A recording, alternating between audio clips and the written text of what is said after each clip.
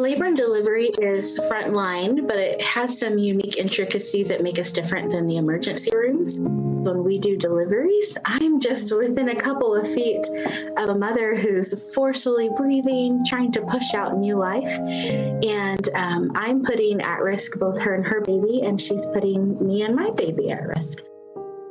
I'm Janet Eddy, MD. I'm an obstetrician and gynecologist, and I delivered my baby, Noah, on May 15th, 2020.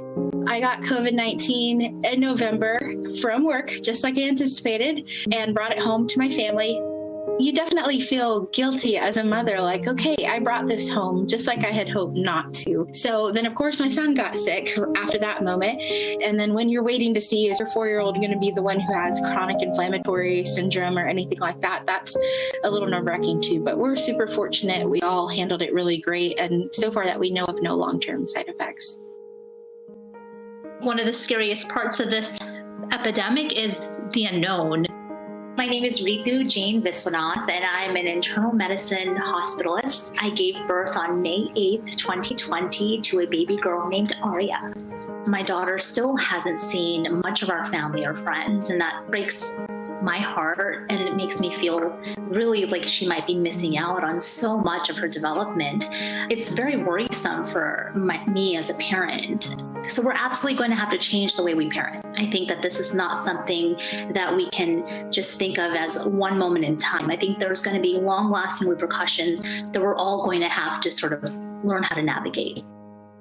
I'm not technically a hospital employee, so that I know of, we don't get any paid maternity leave. So we have to take time off. My name is Danielle McNeil. I'm an attending emergency physician. I gave birth on May 27th, 2020, and my son's name is Maddox Michael. With COVID, we saw a huge drop in volume, especially in the beginning. So with just so many months of the volume being lower, they started to look for ways that they could, recoup some of the money. So cutting some of the doctor's hours. Usually I would work 120 or 130 hours a month. I've had a month where I worked only 65 hours. And I didn't have any short-term disability to cover my unpaid maternity leave either. So we already were kind of in the hole from that. So that is something that's always in the back of my mind.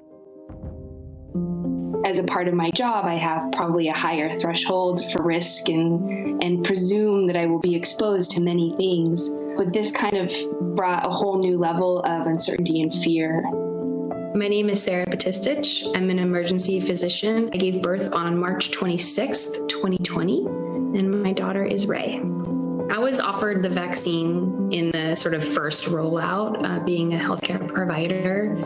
Of course, it wasn't studied in pregnant or lactating women. And I was very fearful about doing something so untested, given that I was still breastfeeding. Ultimately, I decided that my real known risk probably outweighed a theoretical risk, and that I decided to just trust the science. I ended up getting it, and I'm actually really glad I did. It's just this extra piece of armor that we have. There just seemed to be a moral dilemma emerging between the obligations you have as a mother versus your obligations as a physician.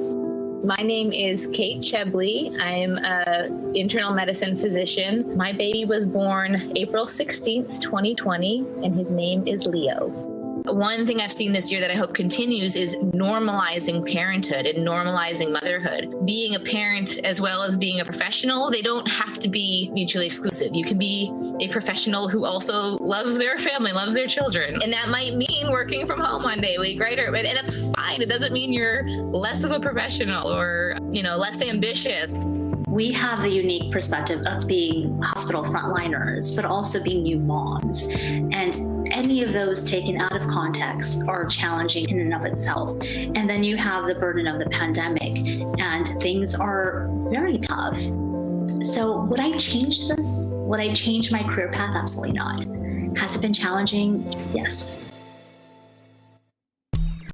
Hey, NBC News viewers, thanks for checking out our YouTube channel. Subscribe by clicking on that button down here and click on any of the videos over here to watch the latest interviews, show highlights, and digital exclusives. Thanks for watching.